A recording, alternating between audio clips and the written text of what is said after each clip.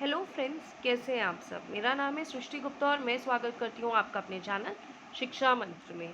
दोस्तों, हम डिस्कस कर रहे थे 6th क्लास ज्योग्राफी का 3rd chapter motions of the earth. इससे पहले वाली वीडियोस अपलोड हो चुकी हैं और भी कई चैप्टर्स और भी कई सब्जेक्ट्स की वीडियोस हमारे चैनल पे अपलोडेड है। आप वहाँ पर जाके सर्च करके देख सकते हैं। चलिए शुरू करते हैं। ये इस चैप्टर की सेकेंड पार्ट है। फर्स्ट पार्ट में हमने डिस्कस किया था rotation, revolution, orbital plane, okay. और यहाँ पर हमने लीनियर लीप ईयर को बहुत क्लियरली समझा था, एलिप्टिकल ऑर्बिट को क्लियरली समझा था हमने अर्थ की मूवमेंट को देखा था, किस तरीके से अर्थ की मूवमेंट की वजह से सीजन्स में चेंजेस आते हैं, हमने ये भी डिस्कस किया था। और आज हम इस चैप्टर को आगे बढ़ाएंगे और इस चैप्टर की लास्ट वीडियो आपके सामने लेकर आ रहे हैं। चलिए शुरू करते हैं। Look at the figure 3.3. You will see that 21st June, the northern hemisphere is tilted towards the sun. The rays of the sun falls directly on the Tropic of Cancer. As a result, these are receive more heat. The area near the poles receives less heat as the rays of the sun are slanting. The North Pole is inclined towards the sun and the places beyond the Arctic Circle experiences continuous daylight for about 6 months. देखिए, यहाँ पर हमने आपसे equinox वगैरह के बारे में बात की थी। अब हम बात कर रहे हैं फर्स्ट ऑफ ऑल कौन सी डेट की, 21 जून। यहाँ पर 21 जून आपको फिगर में दिखाया गया है। सी 21 जून को होता क्या है कि सन की डायरेक्ट रेस हमारी अर्थ पे पड़ रही होती है। और वो कहाँ पड़ रही होती है? वो पड़ रही होती है नॉर्थ पोल पे। ठीक है, नॉर्थ पोल की टूवर्ड्स ऐसे स्लांटिंग ये सर्कल ऑफ इल्यूमिनेशन है और यहाँ पर आपको सबसे ज़्यादा हीट वेव्स मिल रही है। ओके, सो 21 जून को सबसे ज़्यादा हीट कहाँ पे है? नॉर्थ साइड में। ठीक है, और आर्टिक सर्कल में 6 महीने तक सूरज उगा रहता है, यानी कि यहाँ पर अंधेरा बहुत कम होएगा, सूरज के डूबने के चांसेस बहुत कम होंगे, अंधेरा नहीं होता है, ज़्यादातर रोशनी ही बनी रहती है 6 महीने तक। सो ये सबसे ज़्यादा हीट एरिया कवर कर रहा है 21 जून को। ओके, अब यहाँ पर देखिए क्या दिया हुआ है। The North Pole is incline towards the sun, the place beyond the Arctic Circle experiences continuous daylight for 6 months. So यहाँ पर कॉन्टिन्यूस डे लाइट मिलती है 6 मंथ्स तक। कहाँ पर? आर्टिक सर्कल पे, ट्रॉपिक ऑफ कैंसर पे डायरेक्ट हीट लाइट पड़ रही होती है। Since a large portion of the northern hemisphere is getting light from the sun, it is the summer in the region of north of the equator. The longest day and the shortest night at these places occur on 21st June. At this time, the southern hemisphere, all of these conditions are reversed. It is winter there. The night are longer than the days. The position of the earth is called the summer solstice. Now, what is summer solstice? आपको अगर हम बात करें summer सॉलिस्टाइस की, तो आपको समझना ज़रूरी होगा कि इसमें कौन कौन से केसेस होते हैं। इसमें पहली केस जो आपका समर सॉलिस्टाइस में होता है वो होता है कि आपके पास 21 जून, हमने एक डेट फिक्स की है, दैट इज़ 21 जून, जिसे हम इक्विनॉक्स भी कहते हैं। ये हमने लास्ट क्लास में डिस्कस किया था। ओके, और इस इक्विनॉक्स को होता क्या है? 21 जून को बेसिकली क्या हो रहा होता है, यहाँ पर नॉर्दर्न हेमिस्फेयर में, जो हमारा नॉर्दर्न हेमिस्फेयर है, इक्वेटर के ऊपर वाला एरिया, ये अर्थ है और दिस इज़ द इक्वेटर। तो जो इसके ऊपर वाला एरिया, यहाँ पर समर रहती है। यहाँ पर क्या रहती है? समर्स रहती है। और यहाँ पर जो आर्टिक सर्कल है, ये यहाँ पे कंप्लीट डे लाइट रहती है फॉर 6 मंथ्स। ठीक है, यहाँ पे सबसे ज़्यादा सनलाइट आ रही होती है उस समय के अंदर। ठीक है, और यहाँ पर क्या होता है? Complete day light for complete 6 months, यानी कि डे लाइट कितने टाइम रहती है यहाँ पर? यहाँ पर डे लाइट रहेगी 6 मंथ्स तक। ये सब मैं आपको पॉइंट्स बता रही हूँ अगर आपको समर सॉलिस्टाइस के बारे में लिखना है तो। ठीक है, ये सब पॉइंट्स अगर आप इस तरीके से याद करेंगे तो बहुत आसान तरीके से आप याद भी कर पाएंगे और चीज़ों को समझ भी पाएंगे। क्लियर? सो अगर हम बात करें कि आपको समर सॉलिस्टाइस में क्या क्या लिखना है, सो फर्स्ट पॉइंट, आप समर सॉलिस्टाइल का डेट लिखेंगे। समर सॉलिस्टाइल में आप सबसे पहले लिखेंगे ये कौन से पोर्शन में आती है, ये नॉर्दर्न हेमिस्फेयर में आती है। क्लियर? फिर आप उसकी डेट लिख सकते हैं, 21 जून की हम बात कर रहे हैं। ओके, फिर आप उसके अंदर आर्टिक सर्कल के बारे में लिख सकते हैं, जहाँ पर क्या होता है? कंप्लीट डे लाइट रहती है फॉर कंप्लीट 6 मंथ्स तक। ओके, ये आप यहाँ पे लिख सकते हैं पॉइंट को, फाइन। और इसके अंदर आप लिख सकते हैं कि यहाँ पर जितनी सिचुएशन नॉर्दर्न हेमिस्फीयर में हो रही है उसकी रिवर्स्ड सादर्न हेमिस्फीयर में हो रही होगी। सो आप कह सकते हैं कि सादर्न हेमिस्फीयर के अंदर इस समय में क्या होगी, यहाँ पे होगी विंटर्स। सदर्न हेमिस्फीयर में क्या होगी, विंटर्स, वहाँ पे सनलाइट इतनी नहीं पहुँच रही है तो वहाँ पर ठंड होगी। ओके अगर हम सिर्फ बात करें 21 जून को, तो 21 जून को बेसिकली होता क्या है, 21 जून को लॉन्गेस्ट डे होता है, सबसे बड़ा दिन होता है और सबसे छोटी रात होती है। Longest day and the shortest night. Okay अगर मैं आपको वन लाइनर में पूछूं that what exactly why we refer to 21 June, 21 June why it is so important, why we mark it as equinox, because आप इसका वन लाइन में answer कैसे देंगे, because it is the longest day and has the shortest night. Clear, very much clear. इसे हम बोलते हैं summer सोलिस्टाइल। जब नॉर्दर्न हेमिस्फेयर में गर्मियाँ होती हैं 21 जून इस तारीख में पड़ती है, जहाँ पर लॉन्गेस्ट डे और शॉर्टेस्ट नाइट होती है। आर्टिक सर्कल में 6 महीने तक अंधेरा नहीं होता, वहाँ कंप्लीट डे लाइट रहती है तकरीबन 6 महीने तक। और सदर्न हेमिस्फेयर में ठीक इसी समय में विंटर्स हो रही होती है।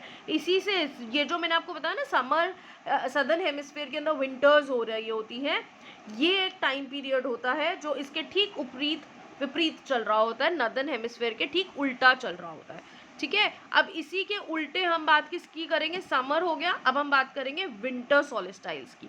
और आप समझ सकते हैं जहां हमने समर की बात की है वहां समर, और जब हमने विंटर की बात करेंगे तो इसके ठीक उल्टा चलेगा। पहले रीड कर लेते हैं। On the 22 December the tropic of Capricorn receives the direct rays of the sun as the south pole tilts towards it. अब यहाँ पर हम हाथ के हाथ पॉइंट्स लिखते हैं। विंटर के अंदर सबसे पहला पॉइंट हमने कौन सा देखा, वॉज द 22 December। क्लियर, फिर हमने क्या देखा कि जब हमने बात की थी समर सोलिस्टाइस की तो वहां पे हमने बात की थी ट्रॉपिक ऑफ कैंसर की। यहाँ पर हम बात करेंगे ट्रॉपिक ऑफ कैप्रिकॉर्न की। यहाँ पर सबसे ज़्यादा लाइट इस वक्त जो सन रेज होती है वो डायरेक्टली किस पे होती है, ट्रॉपिक ऑफ कैप्रिकॉर्न पे होती है। ठीक है, as the sun's rays falls vertically on the at the tropic of Capricorn that is 23.5 degree south, a larger portion of the southern hemisphere gets light. अब यहाँ पे सबसे ज़्यादा हीट लाइट किसको मिल रही होगी, सदर्न हेमिस्फेयर को। सदर्न हेमिस्फेयर में यहाँ पर क्या होगा, इस वक्त में सबसे ज़्यादा हीट मिल रही होगी सदर्न हेमिस्फेयर को। क्लियर, यहाँ पर सबसे ज़्यादा हीट मिल रही होगी, यहाँ पर सबसे ज़्यादा इस वक्त समर्स रहेंगी। क्लियर, और आगे बढ़ते हैं। Therefore it is summer in the southern hemisphere with longer days and shorter nights। और इसीलिए यहाँ पर इस वक्त सबसे ज़्यादा क्या होगा, यहाँ पर longer days होंगे और shortest night होंगी। क्लियर, ठीक उसी तरीके से जैसे विंटर हमारी समर सोलिस्टाइज में नॉर्दर्न हेमिस्फेयर में हो रहा था, वही सारी चीज़ें अब सदर्न हेमिस्फेयर में होगी जब हम बात करेंगे विंटर सोलिस्टाइज की। Now, do you know that the Christmas is celebrated in Australia during the summer season? This is a very good fact and you must remember it, क्योंकि अक्सर कॉम्पिटिटिव एग्जाम्स में इस तरह के क्वेश्चंस के आने के बहुत ज़्यादा चांसेस होते हैं।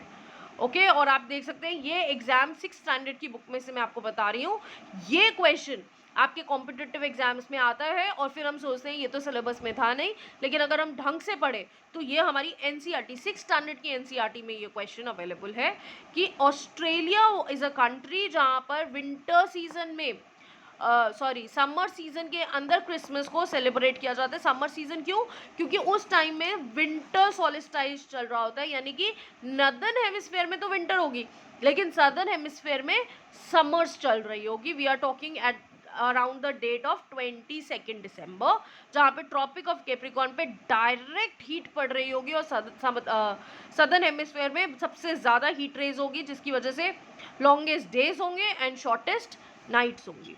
क्लियर, आगे बढ़ते हैं। On 21 March and September 23rd direct rays on the sun falls on the equator at this position, neither of the poles is tilted towards the sun, so the whole earth experiences equal days and equal nights. This is called equinox। अब मैं बड़ी देर से आपसे कह रही हूँ equinox equinox equinox, what does this equinox exactly means?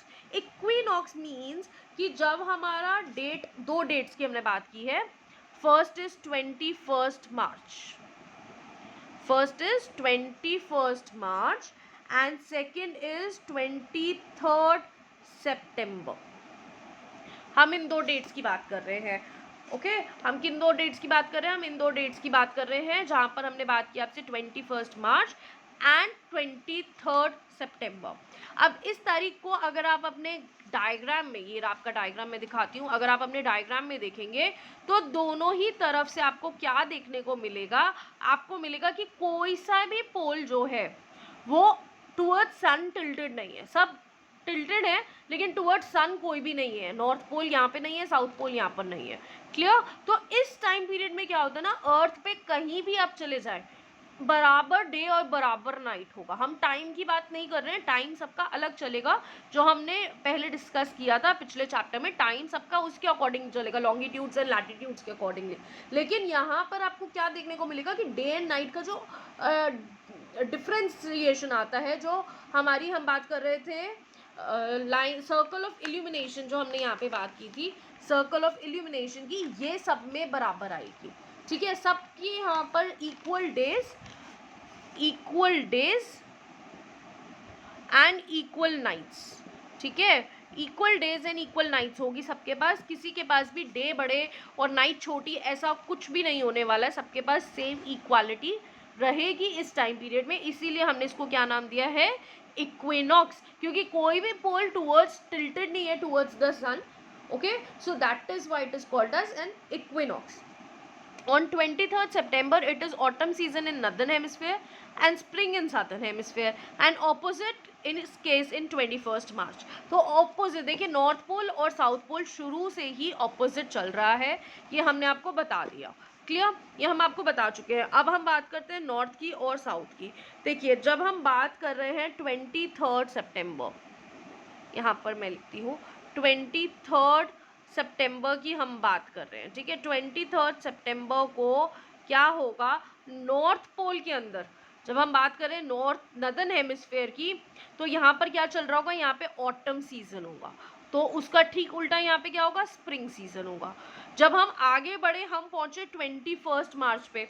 ठीक है, अब हम कहाँ पहुँच गए? अब हमने 23rd सितंबर को हटा के हमने कर दिया 21st मार्च पे पहुँच गए हम. तो अब क्या होगा? ठीक उल्टा हो जाएगा. अब नदर्न हेमिस्फेयर में आप हटा दीजिए, यहाँ पे स्प्रिंग हो जाएगा. तो सदर्न में कौन सा हो जाएगा? ऑटोमेटिकली यहाँ पे ऑटम हो जाएगा. Very much clear. बहुत सिंपल कॉन्सेप्ट है. अगर आप समझेंगे तो इट्स वेरी वेरी सिंपल. और इसको समझाने का तरीका बहुत आसान है. आप खुद देखिए, जो भी पोल आपको दिख रहा है टुवर्ड्स सन जा रहा है, जौन सा भी हेमिस्फेयर टुवर्ड्स सन जा रहा है, वहाँ पे ऑटम रहेगा. सो यहाँ पर जब हमने 21st मार्च की बात की, तो आप देख सकते हैं यहाँ पे सदर्न हेमिस्फेयर टुवर्ड्स सन है, तो यहाँ सदर्न हेमिस्फेयर में ऑटम है.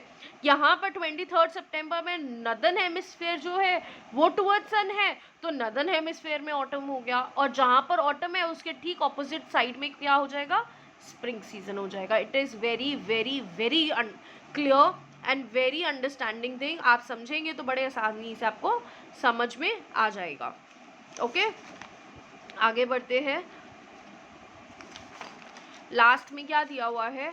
When it is spring in northern hemisphere and autumn in southern hemisphere, thus you find that there are days and nights and changes in the season because of rotation and revolution of the earth respectively. With this we end the chapter.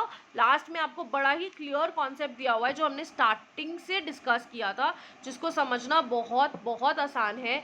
कि जितनी बार भी हम बात करें rotation की, rotation of the earth, और हमने movement motion of the earth में दो ही मोशन पढ़े थे. चैप्टर का नाम वही था, मोशंस ऑफ द अर्थ. यहाँ पे हमने दो ही मोशंस पढ़े थे, एक रोटेशन पढ़ा था और एक हमने पढ़ा था रेवोल्यूशन.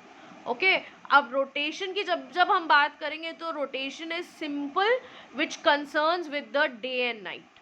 ठीक है, डे एंड नाइट.